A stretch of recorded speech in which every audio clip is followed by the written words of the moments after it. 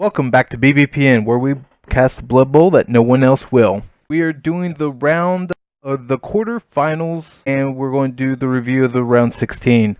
With me is the Scum. Aye. So, what fresh hell are you about to get me into this time? Ace. Howdy. And for the first time, the Panda. Greetings and salutations, ladies and goblins. And of course, I'm Cadet Tank. So let's go ahead and jump right into a review of the round 16. Somebody give me their opinion of the Teeny Titans versus the Pastoral Sympathy. Well, that I'm gonna go ahead and say I picked that one correctly right off the bat. As much as I love Eric, Super Feds too. At least in that matchup. Great game in my opinion until the very last, the last turn sucked where you're just screaming, why? Well, I'll sum it up. Bollocks! Absolute bollocks! Fine, move along. I just want to add one thing. That referee for that game was bullshit. Alright, so Kings of the Rings versus the Vipers next gang. Oh, that hurts. That hurts so bad. Yeah, so I picked McMackey, and the Vipers really showed up and put it down. So Luke played very well.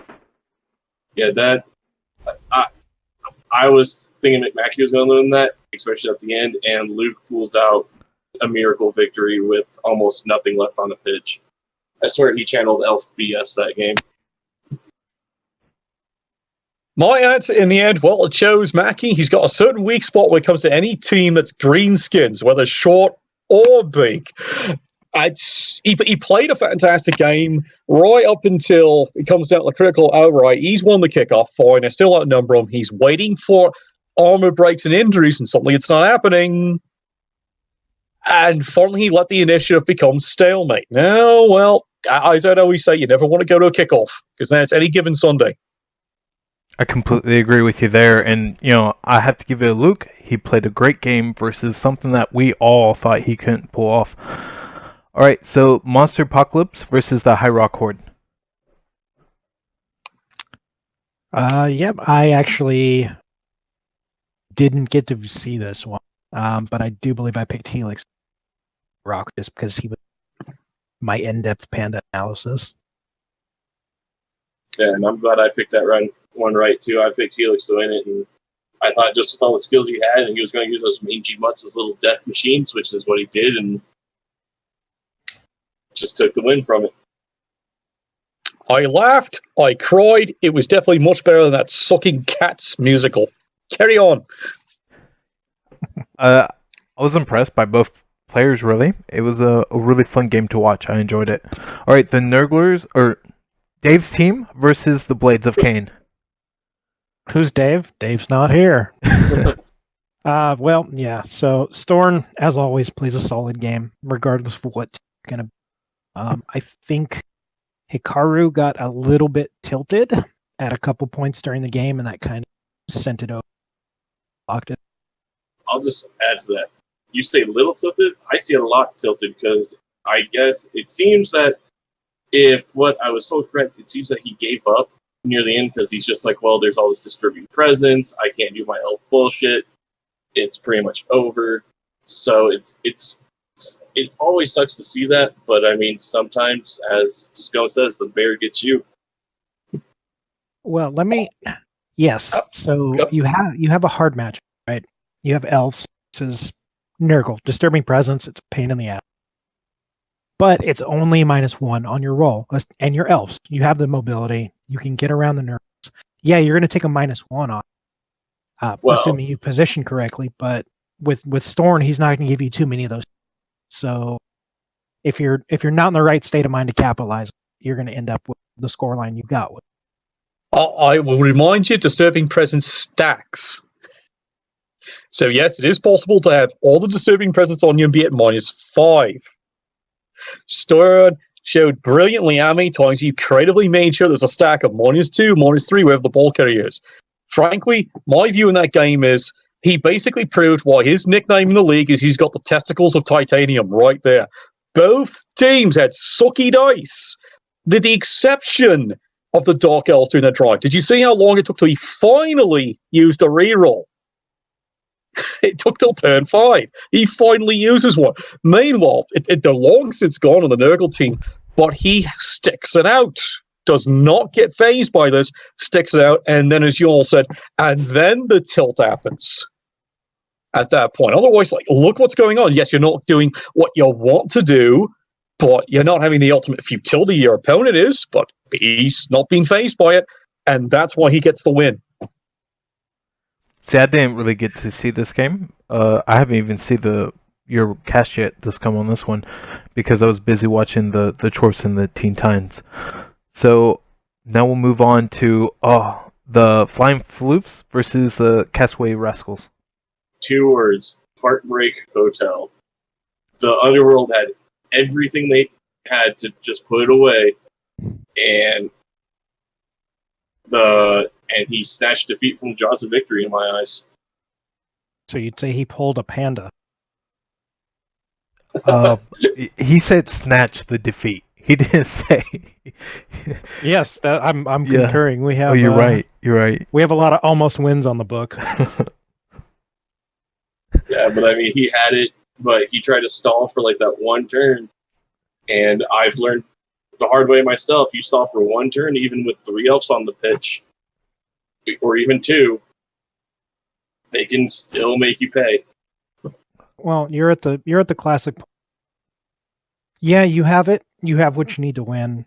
Do you go for the stall, or do you risk the elves setting back up and doing what? So. Well, I mean, he was down to what? Like, I think 5 elves left by the end of it.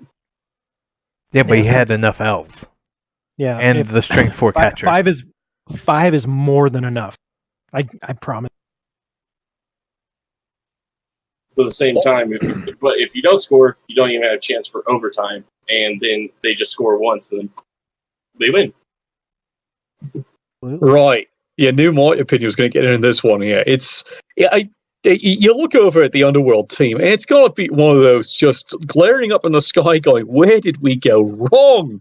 And, of course, it's the BBPN was like, yeah, here's the list.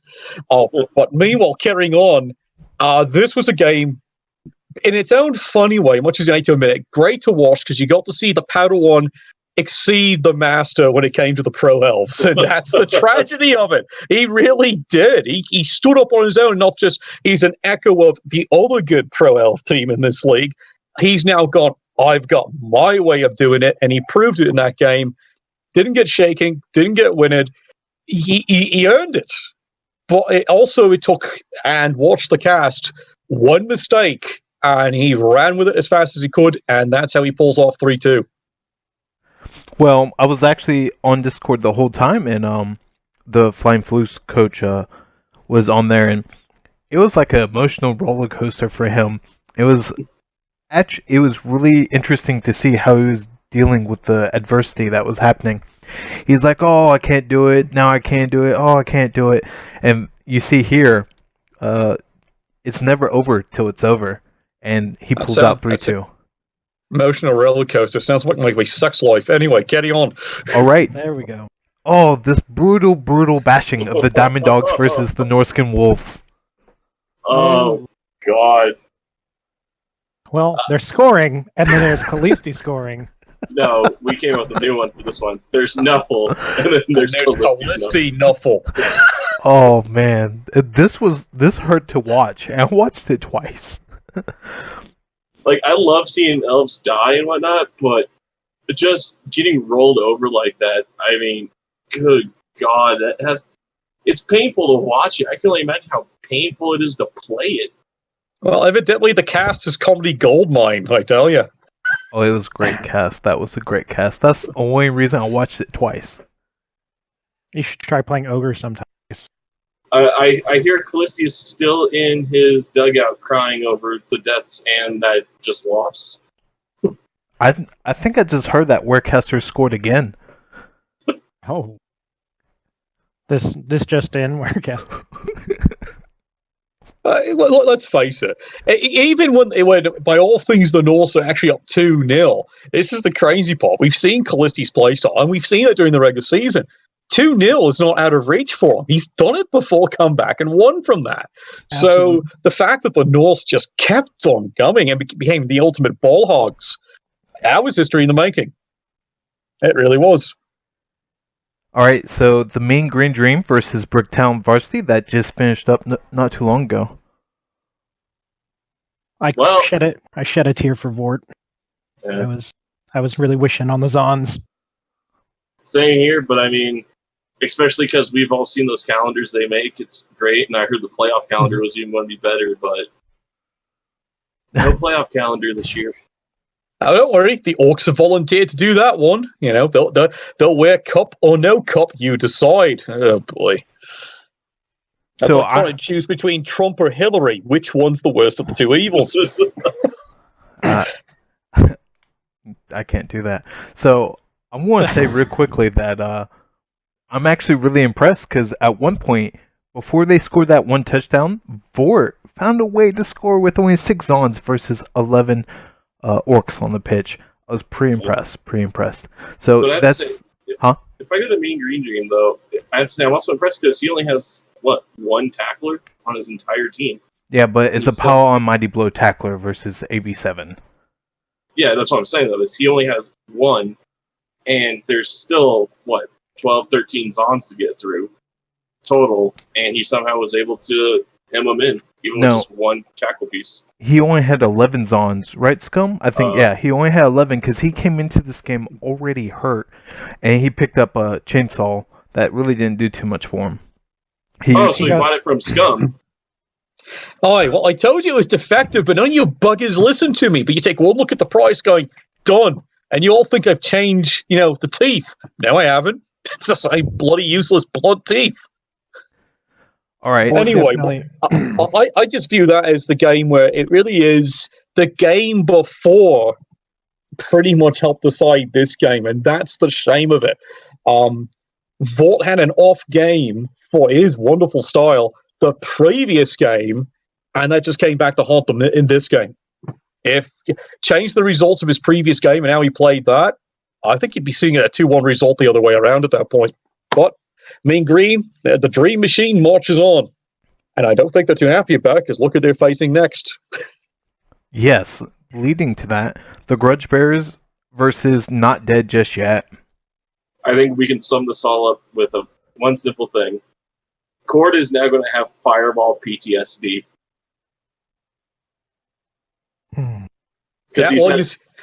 You saw him catch fire storming on the pitch after that last blown play.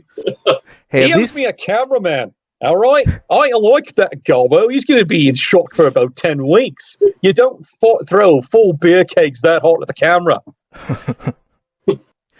At least he didn't have Dwarfs die from that fireball. I mean, he lost a touchdown because of it, plus that misclick, but yeah.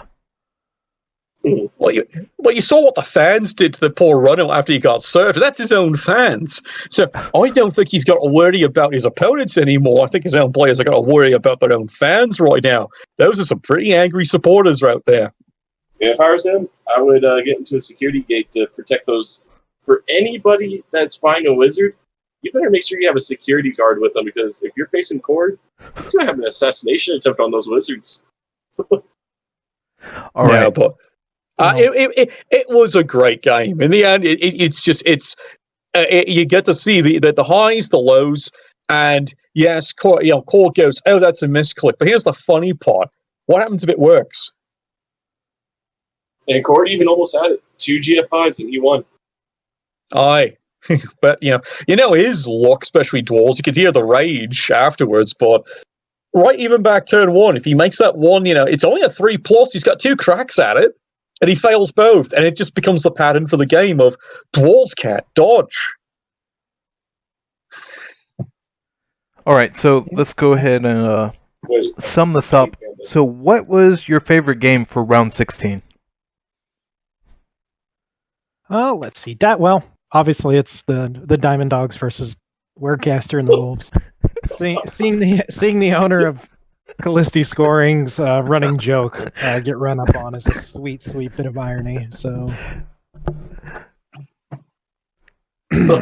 Ace. All right, Ace the Face, we got to hear your version on that one. What was your favorite? I also have to say the Callisti game. Jesus Christ, it's rare to see elves just crumble like that now in our league, and it's painful to watch, but at the same time, it was just a great laugh to just watch the elves finally crumble. Dear the rest of the league, say it's not just me hating elves. Anyway. No, I'll actually stand by. My favorite around 16 was the Dwarves versus Camray, because that's just a classically brilliant play. Both coaches trying to figure out not just how the teams work against each other, but how each of them as coaches work against each other. It's just great to see. And you're at the edge of your teeth, falling off the chair, and if you had a case of beer when you started that game, it was empty by the end of that game. I can't argue with you there. I love that game. It's a good game. I think that was the classic one.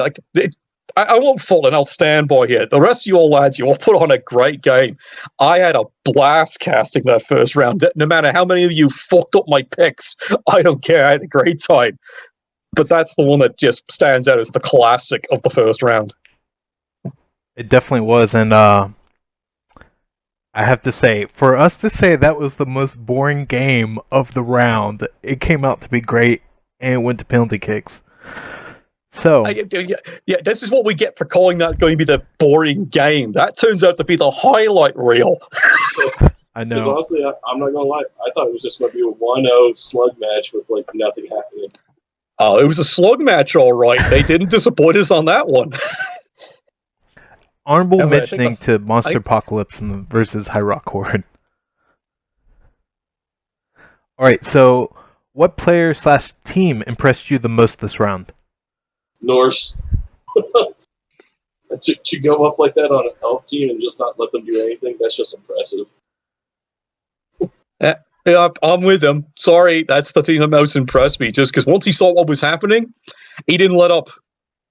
It would have been too tempting to let up. Nope. Yeah, balls to the walls, lads.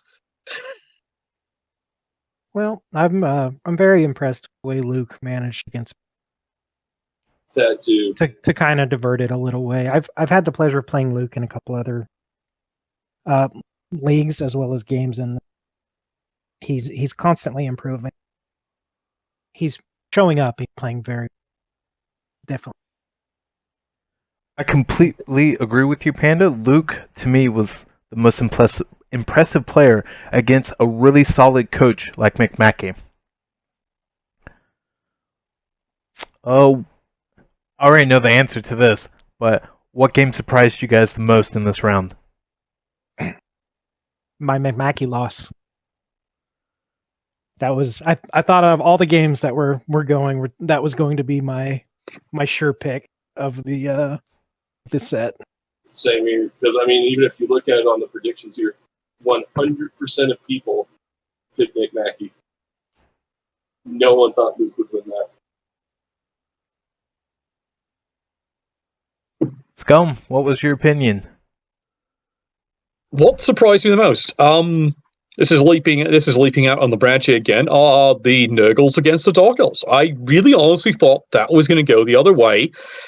I thought Akaru and his Dark Elf team was just going to end up figuring out a solution, because I've seen how he played. I played against him several times, and I thought he had it. And as the game was developing, it seems like, okay, you're getting a little stymied, but you've burned out all his rerolls. You've still got 4, for fuck's sake, sitting on your side.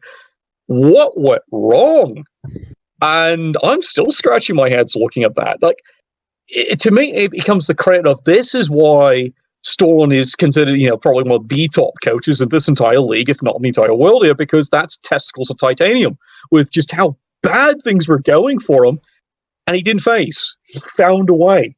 Basically, in the end, he did find a way. He just, by not phasing, broke his opponent. So that to me is the surprise game of the first round. It really is. I can't argue with it there, but personally myself, the Diamond Dogs and Northskin Wolves, I have to go back to. If you would have told me before that game it would have ended up 5-1, I would have said bullshit. No way. No, you would have said 5-1. Absolutely. Just the other way. around. You're right. The other way. No way you could get me to bet money on Wordcaster to score 5 points. Well, Weircaster, he basically just took on his mascot and went blah, blah, blah, blah, and just went his way through him. It worked, didn't it? Okay, so let's go to the round of 8. Let's review these real quick. So, the Pastoral Sympathy versus Luke's the Viper Nets gang. I want Luke to win, but Superfed is not going to give him too many air cap. So if Luke keeps playing the way he was playing, especially against Mickey, I think he can pull it off. It's definitely, I think. I'm going to actually pick Luke. I mean, how he beat McMackey, granted it was penalty kicks. I mean, penalty kicks are 50-50, so I mean, McMackey could also won that just on the roll of the dice. The fact that he did it with like 6 or 5 Orchmang on the pitch. He has no claw mighty blow he has to worry about this time around. I mean, so he's going to have even more orcs on the pitch at all times. So I could see him playing even better versus Super with his actual team not dying around him. All right, hang on. I got to chug this here real back. Yeah, that's going to take 2 shots. All right, there we go. Viper Nats Gang. I'm just going to call it there. I'll be blunt. There's no way I'm calling a Troll's team. Suck it long and hard. Exception McMackey, because I love him. Even if he's, compromised by picking a Troll's team. But I love him. But in this case, no. Suck it long and suck it hard to back. I'm not calling him. Folks, I got to win that one. Come on, mean and green. Do it. Do it. Just do it. So, I'm going to go out there and say that, man, I still feel like Luke's team's underdog for this match. That's my opinion alone. And I look at all that guard on Superfed, and I know Superfed's a really good coach, and it would be difficult for me to pick against him. Oh, man. Well, okay, suck it up and just call it, yes, the Trolls are going to win it. You can do it. We won't buy you any drinks afterwards, but you can call it. I don't want Chorfs to win, because I personally don't like Chorfs or Dwarfs. We all know this. Mm-hmm. But I have to call Superfed for the win. All right, there you go, everyone. If you want to complain about the salt on that one, it's a 50-50 split. Luke's going to come back later in Discord and be like, you guys suck. All right, so Monster Apocalypse versus Dave's team. So this is going to be interesting, right? We have a decent Necro team versus Storn and his Nurgle. So I think due to the running game and the speed, and I've seen Helix play, I don't think I've ever actually and like serious the main You've seen Helix play. Why don't you tell him to close the bathroom door first, okay? Or at least hang a poster up. There you go. I have to go with Helix on this one too. I think he probably has one of the best Necro teams I've seen in Nats for a long time. I don't think I've seen a developed Necro team like this in Nats for a long, long time. Granted, Nurgle's the same way. I don't think I've seen a 1700 Nurgle team in Nats for a long time either. But look at the skills that make up 1700 for Nurgle. It's a lot of block, which helps. But then you go over to the Necros, if my game would work. I mean, his Flesh Golem just leveled, so that's probably going to be another block Flesh Golem. He has the Mighty Blow piling on.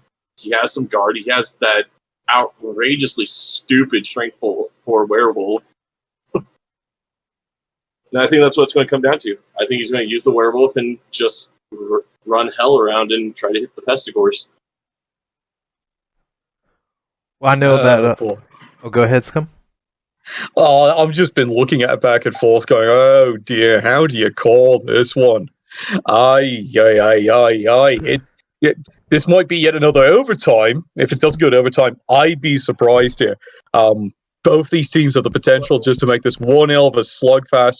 And we're back to kickoffs again. Yeah, that's going to be their favorite moment, isn't it? Ay vey. Yes, Elix can run circles around him, but a couple of good, foul appearances, rolls here and there. Next thing you know, not so much for that offense. Like, you're right, Frankenstein is ready to level up there.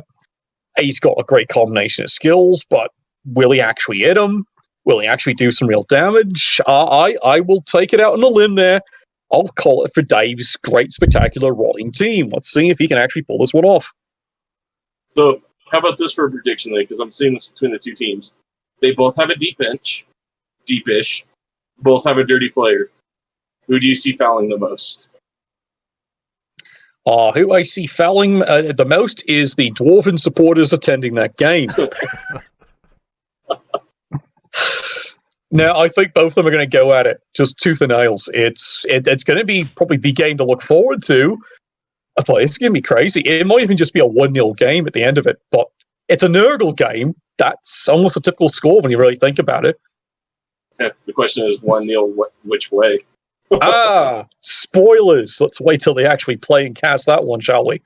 And Cadet, what do you think? Man, it's difficult. So I watched both. Well, I watched Dr. Helix, and I didn't really get to watch Dorn last game, so that's kind of disappointing. But I did see him earlier in the season. I'm going to lean towards the Necro team. I just feel like he's going to be able to manage that better. And if I was Dr. Helix, I probably would pick up guard instead of block on that flesh golem. Because guard in long run will probably help him lock a lot more. Versus... And if he rolls double sixes, it's hard to say no to strength. Give him dodge. Dodge. Blodge stand firm piece if you ever get it. That is so retardedly good. I did have one last season. Yeah, until it died. And then it died horribly. And that Blodge really worked for him. All right, so Cole's there, 3-1 on the favor. Monster Apocalypse. Sorry, Dave's team, you're not getting much love. But again, you're Nurgle. No one wants to give you a hug. Absolutely not. All right, now, so here's the one we're all looking forward to, because this is like we're hoping is round 2 of more of the same. Flying Flukes versus the Norscan Wolves. I'm putting it all behind the walls on this one here, because he's now in Taz 8's water mode. So let's see if he can just keep whirling, dervishing right through. That's my call. That's it. Done. I'm with the Wolves, too. So I think it's going to depend depends on how much he drank after that win and whatnot. I don't know if he's going to come in too drunk for this match. But I cannot. I mean, the Flukes are losing their throwers, so there's already a thrower gone. So the only thing I want to see, even if you don't win Norse, kill that level 5 elf. It doesn't deserve to live. Well, Panda's going to take the tenacity pick. We're going to go with the over the wolf. Cue the boo sound effects here. So I actually have the Flying Flukes to win the tournament in my bracket, so it wouldn't work out very well for me if I picked against them. But after seeing what Wordcaster did, OMG, this is going to be a great game to watch. But Flying Flukes, so... Right, 50-50 split. And finally, 50. All right, let's let Panda start this one on here, because let's face it, let's look at these two teams here. The Mean Green Dream Machine versus Not Quite Dead Just Yet. What does the Panda think of this one? Oh, wise one. Bequeath us your insight. Oh, well, it's going to be a super interesting game of who gets punched in the face more. And I think Finhell is going to win. I'm going to give advantage to the Kimray just because I love it. And Finhell is my new one. Oh, you're just dropping Tassifu like that. Ouch. Well, Tass didn't make the playoff, so I'm a little bit salty. That was the only Orc team I wanted to see win, and it didn't happen. So I'll go with Finhell myself.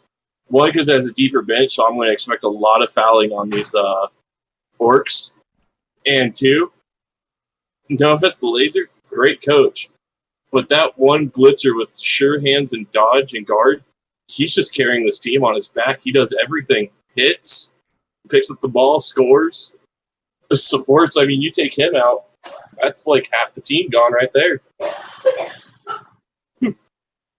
Bless you. I'm going to sit here and just say, he protects that guy really well.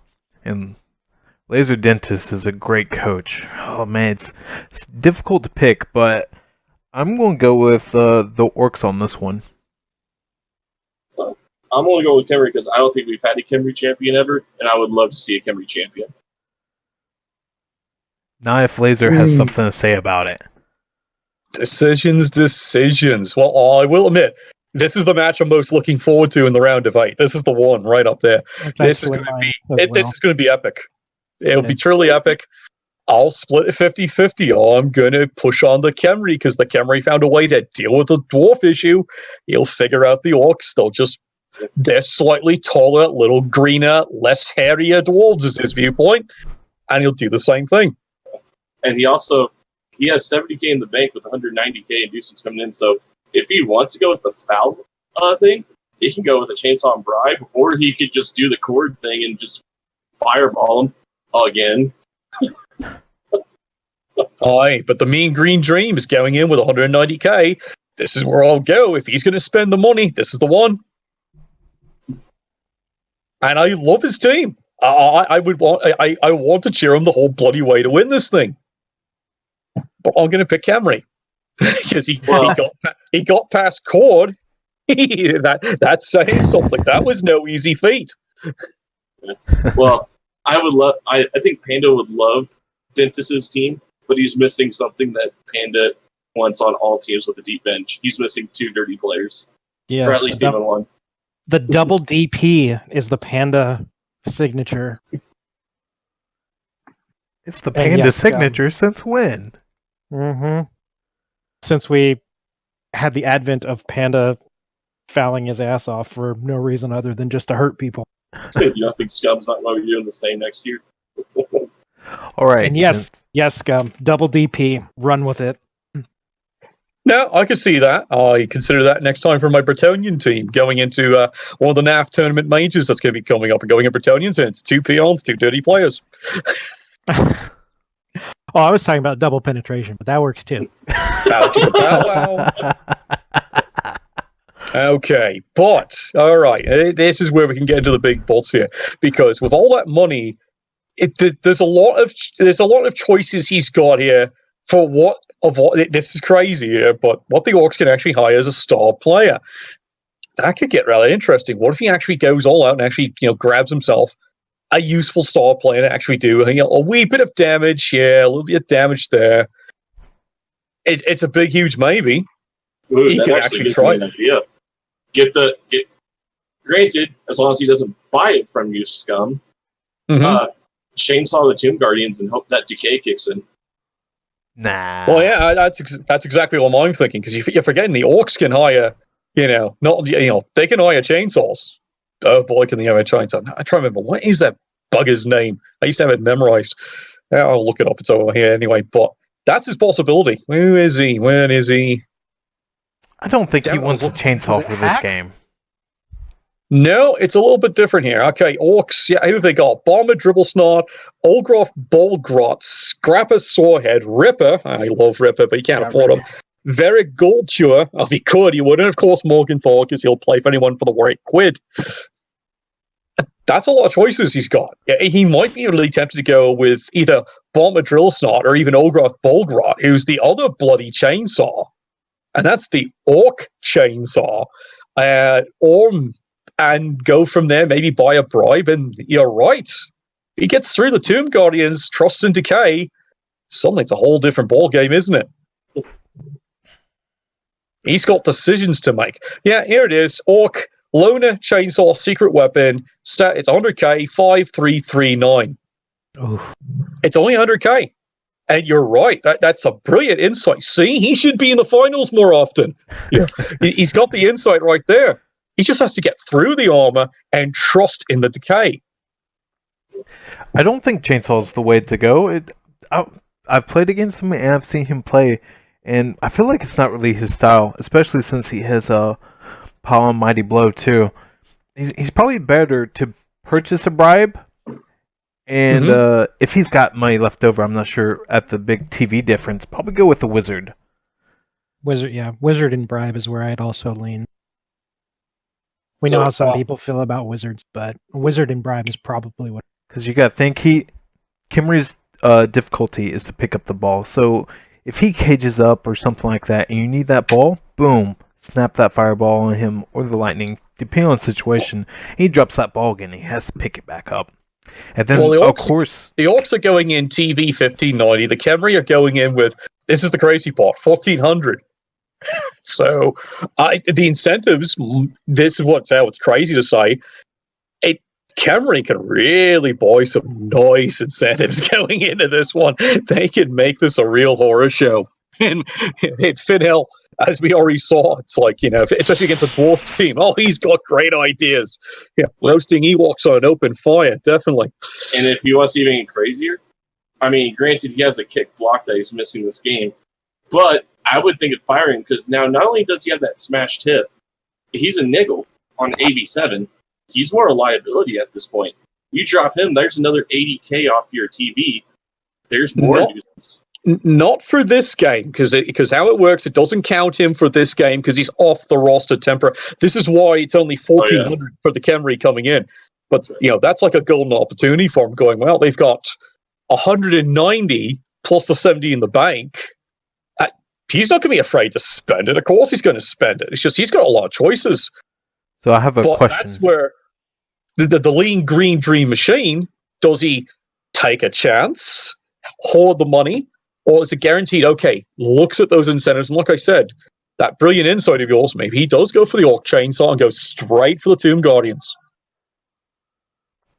So looking at not just Ed's roster, do you think he should keep that block skeleton niggle, or sell or release him and try to use that money in incentive? I mean, a niggle AV7 is a major liability in my eyes. I mean, yeah, he has block, but I mean, one hit, there's a player just gone right there, so he serves pretty much no purpose. And that drops, 60K off, so he gets 60K more inducements for this one. So 250 inducements. Plus That's 70, a scary call. So 310 grand total, if he wanted to spend it.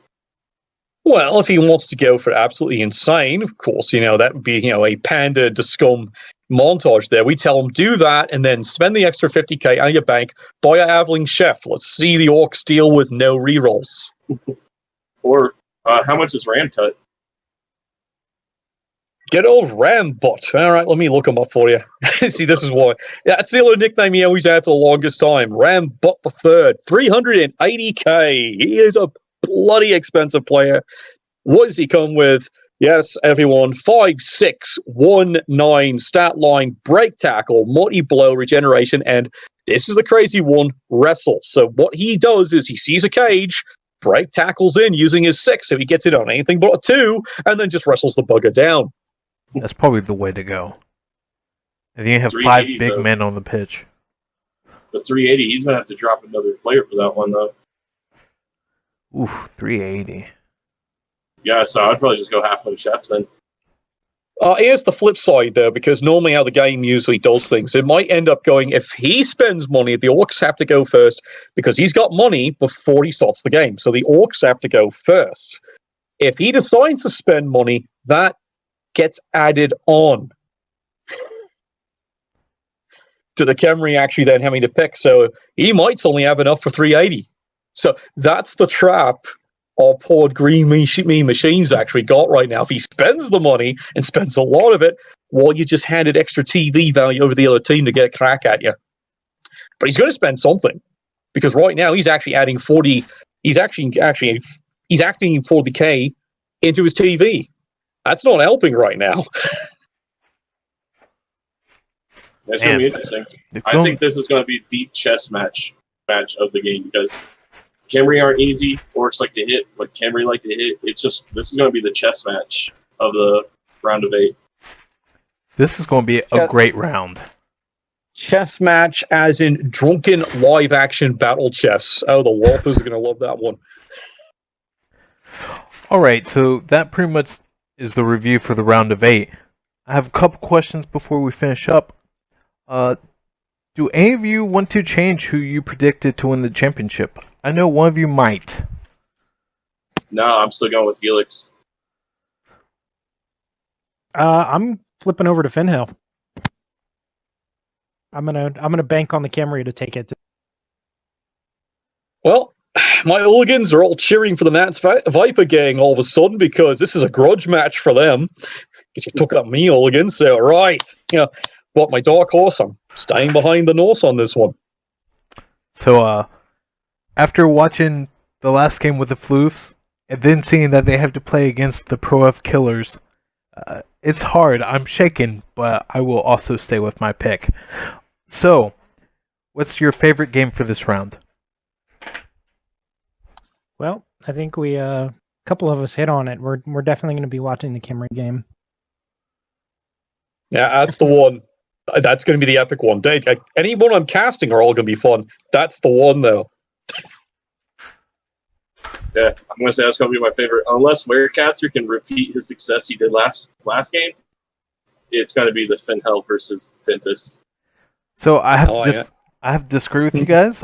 There's one thing missing in that game, and that's Chorfs getting punched in the face. So I'll be watching Luke versus Superfed's team. You haven't asked your other question. Wait for it. Yes, this is probably my favorite question. Who needs Nuffle the most this round? Warecaster. Yeah. And here's why. Because his internet is terrible. Do you know how much incense prayer sticks I had to burn while that game was going on to keep his internet up?